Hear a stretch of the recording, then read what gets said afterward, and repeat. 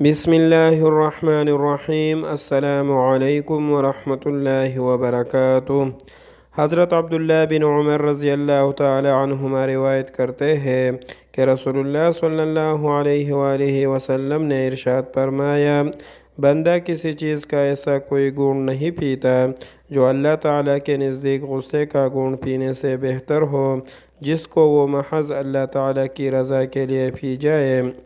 حضرت معاذ رضی اللہ تعالی عنہ سے روایت ہے کہ رسول اللہ صلی اللہ علیہ وآلہ وسلم نے ارشاد فرمایا، جو شخص غصہ کو پی جائے جو کہ اس میں غصے کے تقاضا کو پورا کرنے کی طاقت بھی ہو، لیکن اس کے باوجود جس پر غصہ ہے اس کو کوئی سزا نہ دے، اللہ تعالیٰ قیامت کے دن اس کو ساری مخلوق کے سامنے بلائیں گے اور اس کو اختیار دیں گے کہ جنت کے حوروں میں سے جس حور کو چاہے اپنے لیے پسند کر لے۔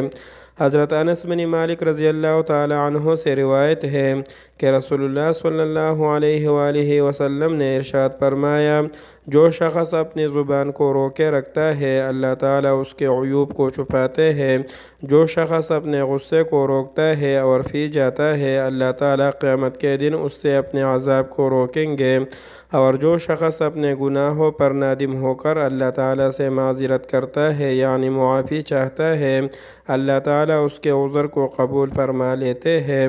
اللہ تعالیٰ ہم سب کا حامی و ناصر ہو، آمین۔ مزید احادیث سننے کے لیے چینل کو سبسکرائب کیجیے۔ جزاک اللہ خیرہ، شکریہ۔